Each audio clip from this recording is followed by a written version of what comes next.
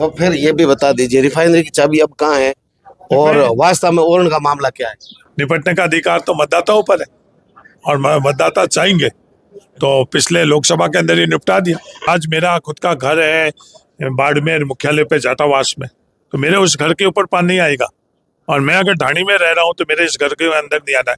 क्या इस तरह की व्यवस्था होनी चाहिए? हर वक्त इनके पास कोई भी तर्क नहीं, जाति से जोड़ने की कोशिश करते हैं, धर्म से जोड़ने की कोशिश करती है। अगर कोई भी वंचित है तो वो वंचित है। क्या कारण है हरी चौधरी की विधानसभा में भले ही कुएं की बात हो या तामलोर के पानी की बात हो, कंट्रोवर्सी होती है? और क्या कारण है हरी चौधरी की विधानसभा में भले ही कुएं की बात हो या तामलोर के पानी की बात हो, कंट्रोवर्सी होती है? और अभी एक चल रहा, शहीद के नाम का गांव नहीं बना, रेवेन्यू विलेज नहीं बना, आपके बाजू का ही मामला। पाक साफ पार्टी तब करेगी जब कोर्ट कर लेगी, जनता कर लेगी। नहीं, जनता सबसे बड़ा को है। कोर्ट से भी बड़ा लोकतंत्र के अंदर जनता की अदालत। जो CSR के अंदर जो 2.5% CSR होनी चाहिए उसको 0.25% कर ली नरेंद्र मोदी जी ने। राम राम साहब। राम राम प्रेम जी। सत्ताड़ा नेता तो हैंग जन सुनवाई करे, विपक्ष वाला ही कर डूब गया है। नहीं, आप कोई नेता या पक्ष और विपक्ष की बात नहीं है। हाँ। जन सुनवाई शब्द अलग है और मैं लोग तो परिवार वाला हैंग लोग बैठ कर आपस में बातचीत कर दिया है, सुख दुख की बात कर दिया है। समस्याओं दोनों पक्षों का नाम। नहीं, समस्या तो रहना पर काम है जो कायदे से होना चाहिए, कायदे से नहीं होना चाहिए। मुख्य बात ही है जो भी अपने पास संसाधन है वो जो जिस जरूरतमंद है, गरीब है, उसके पास खर्च होने चाहिए या मजबूत इंसान के पास खर्च होने चाहिए। बात सिर्फ इतनी सी। अगर कायदे से हो रहा है तो सबको साथ में देना चाहिए, और कायदे से नहीं हो रहा है तो चाहे मेरा निजी आदमी क्यों नहीं है, मेरे परिवार का आदमी क्यों नहीं है, उसको नहीं करना चाहिए। और जो भी संसाधन है उसको गरीब को प्राथमिकता मिलनी चाहिए, जिसको आवश्यकता है, वंचित है, उसको प्राथमिकता मिलना चाहिए। मूल आधार तो यही है और ये कोई अभी लोकतंत्र में नहीं है, ये पारंपरिक तौर पर ही अपन लोगों की ये चीज थी। सत्ता के उपयोग भले ही मत हो, लेकिन एक MLA के नाते, एक पार्टी के पदाधिकारी के नाते जन सुनवाई और जन समस्याएं उठाना फर्ज है, कर्तव्य है। नहीं, सत्ता के अंदर ऐसी बात तो है नहीं कि लोकतंत्र में व्यवस्था है अपनी बात पहुंचाने की, प्रशासनिक तौर के ऊपर भी बात कहने का हम लोगों का अधिकार है, सरकार को भी कहने का हम लोगों को अधिकार है, मुख्यमंत्री बाकी तमाम मंत्रियों को कहने का, लोकतंत्र के अंदर व्यवस्था है, हम लोगों को कहने की आवश्यकता है। वो कार्य नियमों में हो रहा है या नहीं हो रहा है उसके संदर्भ में भी कई कमेटियां हैं, बैठकें हैं, नियम है, उसमें हम लोग अपनी बात रख सकते हैं। तो ये हम लोगों का कर्तव्य है, हम लोगों का फर्ज है कि तमाम ऐसी योजना है और नियम बन रहे हैं, योजना बन रहे हैं, उसके अंदर सही बने और लागू सही हुई, बिना भेदभाव लागू है। ये काम है MLA का। बाकी MLA का दूसरा काम क्या है? अभी एक चल रहा, शहीद के नाम का गांव नहीं बना, रेवेन्यू विलेज नहीं बना, आपके बाजू का ही मामला। नहीं, ऐसे रेवेन्यू विलेज बनाते वक्त रेवेन्यू विलेज का मूल आधार क्या है? मूल आधार ये कि जो खसे लिए गए हैं उसमें तमाम खातेदार उससे सहमत है या नहीं है, और जो नाम है उस पर वो सहमत है या नहीं है। मूल आधार तो ये दो ही है। अगर इस आधार के ऊपर कहीं रेवेन्यू विलेज बनते हैं तो स्वागत ही हो गया और धन्यवाद है जो भी बना रहा उनको। और इस आधार पर नहीं है, किसी और मंशा से अगर रेवेन्यू विलेजेस बन रहे हैं तो ये गलत है। ग्राम पंचायत भी इस आधार के ऊपर बन रही है तो ठीक है, अगर नहीं बन रही है तो ये लोकतंत्र है। लोकतंत्र के अंदर हम लोगों को सिर्फ 60 महीने का अधिकार दे रखा। MLA के तौर पर जो मेरे को अधिकार है वो जनता ने 60 महीने का दे रखा। 18 महीने तो चले गए, वापिस जनता फैसला करेगी कि मैं जो इस तरह से मेरा कार्यकाल रहा है। अगर गलत ढंग से अगर कोई भी ग्राम पंचायत का सर्जन होगा, लोगों की मंशा के अनुरूप नहीं होगा, तो फैसला जनता कर लेगी, और जब फैसला अगर करेगी और जिस किसी को अधिकार देंगे तो वो सुधार हो जाएंगे। पंचायती राज नियम के अंतर्गत सरकार के पास अधिकार है कि कोई भी ग्राम पंचायत विलुप्त कर सकती है, कोई भी ग्राम पंचायत नहीं सर्जन कर सकती। तो अधिकार सरकार के मामले जैसे शहीद जैसे इनका तो ध्यान रखना चाहिए। ये सभी चीजों में सेंस है, किसी जाति का, किसी वर्ग का, किसी धर्म का, किसी राजनीतिक विचारधारा के कारण किसी के साथ अगर गलत करने की कोशिश की जा रही है तो ये स्थायी नहीं है। मेरे को तो उन लोगों को यही कहना है, जो भी आपका फैसला है ये स्थायी नहीं है। जनता के दरबार में हम लोगों को जाना पड़ेगा और जनता जिसको अधिकार देगी वो जो भी आपके गलत फैसले हैं वो गलत फैसले दुरुस्त हो जाएंगे। फैसला ऐसा करो जो जनता को भाता हो, जिसको वापस बदलने की आवश्यकता नहीं पड़ेगी। क्या कारण है हरीश चौधरी की विधानसभा में भले ही कुएं की बात हो या तामलोर के पानी की बात हो, कंट्रोवर्सी होती हर बयान में? नहीं, कोई कंट्रोवर्सी मेरे नहीं है। जो व्यवस्था है, जो मैंने बात की थी ओम प्रकाश वाल्मीकि की, तो वो इसमें बात पर मैं आज भी कायम हूँ कि किसी भी प्रकार की दो व्यवस्था नहीं होनी चाहिए। जो भी संसाधन है उस पर सबका अधिकार होना चाहिए। किसी जाति, धर्म, वर्ग या अपनी पारिवारिक पृष्ठभूमि के कारण किसी को भी वंचित नहीं रख सकते हैं। ये लोकतंत्र है। संविधान ने हम सबको अधिकार दे रखा। आज के वक्त में कोई भी बड़ा नहीं है, कोई छोटा नहीं है अधिकार के संदर्भ के अंदर। तो इस जो अगर मैं लोकतंत्र को मानता हूँ, भारत को मानता हूँ, तो दो तरह की व्यवस्था भारत के अंदर नहीं है। अगर भारत को नहीं मानते हैं, लोकतंत्र को नहीं मानते हैं, आज़ादी से पहले की कोई व्यवस्था मानता है, तो उनको मुबारकबाद। आराम के घर के नहीं, वो तामलोर के अंदर आज भी जाकर देख लो क्या स्थिति।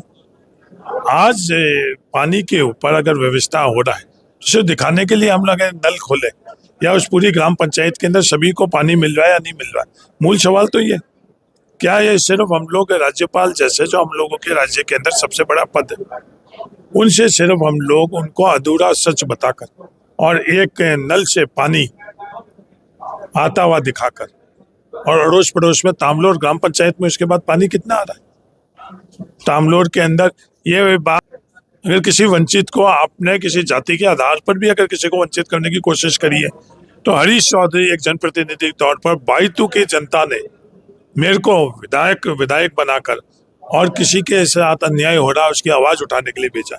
मेरे को अपनी ताकत बढ़ाने के लिए नहीं भेजा। और बाइतू ने जाए कि जनता ने जिस काम के लिए मेरे को छोड़ा, कोई भी नाराज हुई तो उनको मुबारकबाद। पर जो सच्चाई है, किसी के साथ अन्याय होता हुआ अगर नजर आएगा तो मैं उसके साथ में खड़ा रहूंगा। मैं माफी चाहता हूँ लोगों से कि ये आवाज दबेगी नहीं, कि ये आवाज बाइतू की जनता की ताकत है, हरीश चौधरी की ताकत नहीं। आज भी जन समस्या में सबसे ज्यादा पानी की समस्या के आपके ये लोग मांग कर रहे हैं। नहीं, पानी की व्यवस्था लगभग चरमार चुकी। जो मेन लाइन है उस मेन लाइन के ऊपर भी अवैध कनेक्शन कितने हुए हैं। आज मेन जो मोहनगढ़ बाड़मेर स्कीम है, लगातार कहने के बावजूद भी उनकी अभी भी बिजली की व्यवस्था में सुधार नहीं हुआ है। और जो पानी उपलब्ध है उसको भी अनुपातिक तौर के ऊपर बांटने का नियम बना हुआ है। उन नियमों को परे जो व्यवस्था कर रखी है उन्होंने, कि सिर्फ आज मेरा खुद का घर है बाड़मेर मुख्यालय पे जाटावास में, तो मेरे उस घर के ऊपर पानी आएगा, और मैं अगर ढाणी में रह रहा हूँ तो मेरे इस घर के अंदर नहीं आना है। क्या इस तरह की व्यवस्था होनी चाहिए? या तो ये व्यवस्था कर ले कि ढाणियों के अंदर रहने वाले लोगों को किसी भी प्रकार के सरकार की व्यवस्थाओं से वंचित करने का हम लोगों ने फैसला कर लिया, तो अलग बात है। तो इस तरह से जो व्यवस्था हो रही है, पानी, अभी मैं आपके पास बैठे थे, आज लगभग 1.5 साल से पानी नहीं आ रहा। किस मंशा से ये पानी आप वितरण नहीं कर रहे? चुनाव के अंदर हार जीत तो लगी रहती है, पर क्या सरकार का दायित्व नहीं बनता? भेदभाव हो रहा है क्या राजनीतिक?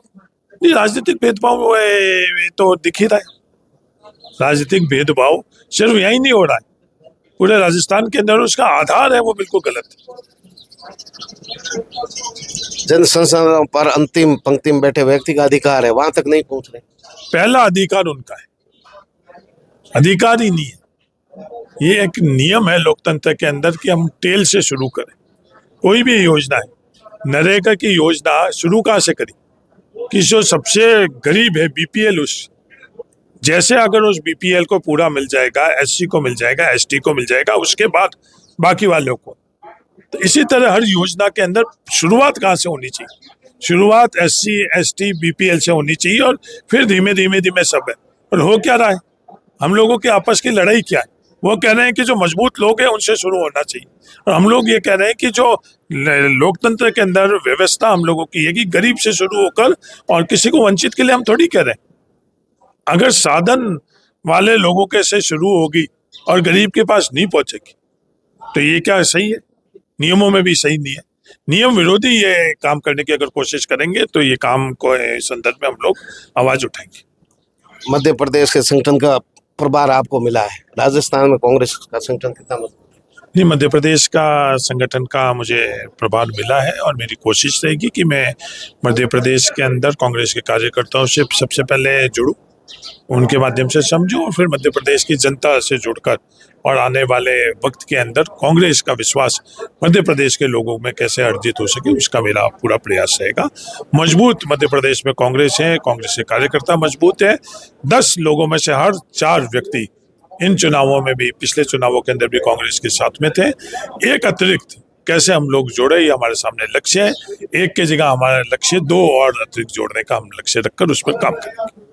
राजस्थान विशेषकर बाड़मेर जिले कांग्रेस की क्या स्थिति? मजबूत है, कांग्रेस मजबूत है। कांग्रेस के संगठन यहाँ काम कर रहा है निरंतर। कांग्रेस के जो हमारे जनप्रतिनिधि है, चाहे सांसद हो, चाहे पूर्व मंत्री हेमाराम जी हो, प्रमुख हो, प्रधान हो, सब तमाम जो हर स्तर के ऊपर कांग्रेस पार्टी के जो नेता है, कांग्रेस का नेतृत्व और कार्यकर्ता सबसे मिला है। कांग्रेस की जो सोच है कि समग्रता, कि सबको साथ में लेकर सामंजस्य रखकर, वो उस दिशा के ऊपर ही हम बाड़मेर में काम कर रहे हैं। अभी पंचायत राज चुनाव है, शहरी सरकार के चुनाव है और राजस्थान और केंद्र दोनों में भाजपा की सरकार है। कैसे निपटेंगे आप? नहीं, निपटने का अधिकार तो हमारे पास है नहीं, तो निपटाने का अधिकार मेरे पास एक मत है और वो मत आज से आज तक कांग्रेस को दिया है। और जो मेरी खुद की वाणी है, वो वाणी इसके माध्यम से कांग्रेस के लिए माना है। तो अपना बाड़मेर के और बालोता के मतदाता ही फैसला करेंगे। और जो पंचायती राज का इतिहास है, किसी और पंचायती राज की जिला परिषद की और बाड़मेर की जिला परिषद की तुलना कर ले, भारतीय जनता पार्टी के कोई भी देश की, और तुलना कर ले, अपना पता चल जाएगा कि बाड़मेर की जिला परिषद बाड़मेर की जनता की ताकत से जो आज तक कांग्रेस को मिली हुई है, तो इसके अंदर कार्य कैसा होना। मैं देश की किसी जिला परिषद के संदर्भ में बात कर रहा हूँ, कोई भी वो कह रहे हैं नहीं ये मॉडल होना चाहिए, उसकी और बाड़मेर की जिला परिषद की तुलना कर लो, तो बाड़मेर की जनता इस मॉडल को इस तरीके के साथ में खड़ी थी और खड़ी रहेगी। हरीश चौधरी राजनीति में क्या चुनौती मानते हैं या किसको चुनौती मानते हैं? नहीं, तो मैं किसी को चुनौती मानता हूँ। राजनीति के अंदर जैसे सिद्धांत से मैं आया हूँ, उसी सिद्धांत से मैं राजनीति कर रहा हूँ और लोगों का जो फैसला है उसी सिद्धांत से राजनीति करने का है। जो नेहरू जी का, अम्बेडकर जी का, गांधी जी का जो सिद्धांत है, उसके ऊपर राजनीति करने का लोगों का फैसला है, उसी पर मजबूती से मैं करूँगा। हरीश चौधरी को कैरियर राजनीतिक से कोई डर नहीं है? मेरे परिवार में कोई वार्ड पंच नहीं था, पर आज भी मेरे परिवार में कोई राजनीति में ही नहीं। मेरे परिवार से कोई वोट भी नहीं मांगता है, क्योंकि मेरा खुद का कांग्रेस का परिवार, मेरा खुद का परिवार से पहले राजनीति के अंदर जो ताकत है, मेरा परिवार है, ये कांग्रेस का परिवार है, बाइतों का परिवार है। इसलिए मेरे पास वो कोई आगे लक्ष्य है ही नहीं। जो है वो भी बहुत ज्यादा लोगों ने किया। रुद्राराम जी जैसे ये अगले युवा पीढ़ी जो नेताओं की तैयार हो रही है, उनका भविष्य है राजनीति में? नहीं, बिल्कुल भविष्य सबका ही है। मेरा भी भविष्य, मुझे अवसर किसने दिया? मैं बिल्कुल नौजवान था, 38 साल का नौजवान था, मेरे को उस वक्त कांग्रेस के नेतृत्व ने अवसर दिया। जब आपको लोकसभा की सीट टिकट मिली, कितनी उम्र थी? 38 साल थी।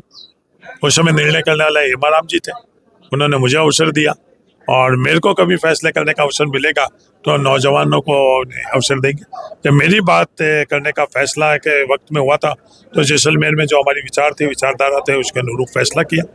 बाकी दूसरी जगह भी वही फैसला किया और उसी दिशा पर आने वाले समय में भी हम लोग फैसला करेंगे, सबको साथ में लेकर। बस टकराव कहाँ होता है कि हम लोग कहते हैं कि गरीब से शुरुआत करो और वो कहते हैं कि नहीं, साधन वाले संपत्ति से शुरुआत करो। पर हमारा टकराव यही, हम कहते हैं कि समग्रता सबको साथ में लेकर जाए और वो कहते हैं कि नहीं, सबको साथ में नहीं, विशेष लोगों को साथ में लेकर जाए। हम कहते हैं कि सामंजस्य रखें, वो कहते हैं नहीं, टकराव रखें। बस यही हम लोगों का झगड़ा, इसके अलावा दूसरा और कोई झगड़ा नहीं। लेकिन बाड़मेर जिले में आपकी पार्टी के नेताओं पर भी आरोप लगते हैं, आरोप साबित होते हैं, तो पार्टी के लिए चुनौती तो है। नहीं, किस पर आरोप लगे? और साहब पार्टी के नेताओं पर नहीं, अगर नहीं किसी पर आरोप लगे तो पार्टी ने निर्णय किया।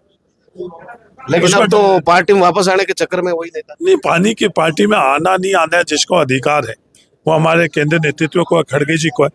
अगर वो सिद्ध कर लेंगे कि जो आरोप है वो गलत है और पार्टी निर्णय कर लेंगे तो पार्टी के उनको है। अभी तक तो निर्णय किया नहीं गया।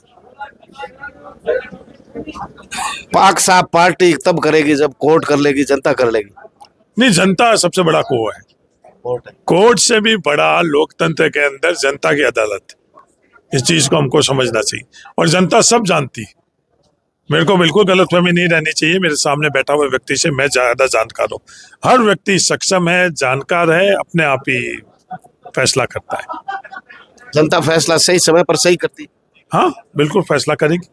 पर हम लोगों का ये कर्तव्य बनता है कि जनता के बीच में हम सच्चाई कैसे लेकर जाए। अगर हम सच्चाई ले जाने में विफल रहे तो फिर जनता को दोष नहीं, और गलत फैसला होता तो उसका दोषी हम लोग। परीक्षाएं हो नहीं रही है, पेपर आउट रुक गए। नहीं, ये सब तो बातें थी। जो मुद्दे चाहे लाल डायरी के संदर्भ में थे, आरपीएससी के संदर्भ में थे, वो आज मूल मुद्दे कहाँ रही। सिर्फ लच्छेदार बातें करना, शब्दों का उपयोग करना, सिर्फ नारों से थोड़ी सरकारें चलती है, नारों से राजनीति थोड़ी होती है। खूब हुई डॉलर की मार, अब की बार मोदी सरकार। ये 2014 के अंदर बड़े बड़े फ्लैक्स बाड़मेर में भी आपने देखे थे। अब वो डॉलर के संदर्भ में मोदी जी के भगत बात करते हैं क्या? किसानों की आमदनी दुगनी, 15 लाख रुपए, रोजगार के संदर्भ में 2 करोड़ रोजगार। जितनी योजना चल रही थी, चाहे बीएडीपी के संदर्भ में योजना यहाँ चल रही थी, वो क्या आश्रय हुआ? पिछड़े जिला योजना है, उसका क्या आश्रय हुआ? तो इन सब बातों का आज राजनीति, इन जो आम जनता को कैसे ताकत मिले, उनके अंदर विकास के संदर्भ में कितनी हिस्सेदारी हुई, बात तो यही, अवसर कितना मिले। डीएनपी वाला तो अभी हटाया नहीं मामला। नहीं, डीएनपी वाला तो मेरा निवेदन है कि इसको अध्ययन कोई हम लोगों के यहाँ करने का कष्ट नहीं करते। डीएनपी का 2009 में जिस समय जनता ने मुझे लोकसभा में भेजा था, 2009 के अंदर ही वहाँ जो वन विभाग था उनके साथ बैठक कर और डेवलपमेंट प्लान हम लोगों ने बनवाया था, वो कागजों में। ये शुरुआत आपके लोकसभा सदस्य जब थे उस समय शुरुआत। मैं कह रहा हूँ 2009 से 14 के बीच में जो डेवलपमेंट में प्लान बना, उसके अंतर्गत ही आज तक जो भी विकास कार्य स्वीकृत हो रहे हैं उस डेवलपमेंट प्लान के अंतर्गत ही हो रहा है। अब ये नया संस्कृति कि करना कम और करते हुए दिखाना चाहता, वो बात मैंने ओरन के संदर्भ में भी बोली कि 25,000 बीघा जैसलमेर के अंदर पिछली सरकार के अंदर ओरन में राजस्थान सरकार ने दर्ज करा। क्या वो तरीका बिना कहीं प्रचार प्रसार, कभी आपने सवाल नहीं किए, नहीं वो बात मैंने आपको बताई, और नहीं बातें हम लोगों ने जनता के बीच में कोई प्रचार प्रसार और इवेंट के माध्यम से की। क्या वो तरीका सही है? या सिर्फ ओरन के नाम के ऊपर हम लोग इवेंट करें, या सिर्फ ओरन के नाम के ऊपर हम लोग इवेंट करें, और जो इवेंट के बावजूद भी आज तक वो ओरन में दर्ज नहीं हुई, तो वो बात उठाई कि साहब ये जो आपने ओरन में दर्ज नहीं कराई है, वो ओरन में दर्ज करो। जो मुंह बोली ओरन हम लोगों की है, वो 25,000 की तुलना के अंदर इन 5 सालों में 50,000 बीघा ओरन में दर्ज कराना, ये लक्ष्य होना चाहिए। या सिर्फ ओरन के नाम पर गायों के संदर्भ में भी यही कि गायों की बात कर रहे हैं और गायों के संदर्भ में क्या फैसले हुए, जो फैसले हुए उनसे ज्यादा फैसले करें। पीने के पानी के संदर्भ में भी ये, शिक्षा के संदर्भ में है। तो ये तय हम लोगों को करना पड़ेगा कि हम किस दिशा के अंदर ये चीजें करें। प्रचार यानी इवेंट मैनेजमेंट ज्यादा हो रहा है और काम कम हो रहा है, ये आप आरोप है? नहीं, मेरा आरोप नहीं है। हाँ। मैं कह रहा हूँ कि जो काम है वो अपना आप ही, आप कोई भी क्षेत्र की बात तो मेरे से करो, जो आप बताओ कि भाई वो नहीं, वो चाहिए। जो भी काम कर रहा है, अगर एक ईंट भी बाड़मेर के हित के लिए गरीब के वहां लग रही है, कोई भी लगा रहा, तो उसको हम लोगों की तरफ से धन्यवाद देना चाहिए, शुक्रिया अदा करना चाहिए, तो हम करते हैं। पर किसी गरीब के हक की ईंट कहीं मजबूत लोगों के वहां लूट कर लगाई जा रही है, तो क्या ये हमें मंजूर करना चाहिए? बात तो सिर्फ ही। तो फिर ये भी बता दीजिए, रिफाइनरी की चाबी अब कहाँ है और वास्तव में ओरन का मामला क्या है? ये रिफाइनरी की चाबी बाड़मेर की जनता के पास है। बाड़मेर की जनता को डॉक्टर मनमोहन सिंह जी ने ये रिफाइनरी की सौगात दी, और ये हम लोगों का अधिकार हक था, और हक और अधिकार के आधार के ऊपर डॉक्टर मनमोहन सिंह जी ने हमको चाबी सौंपी।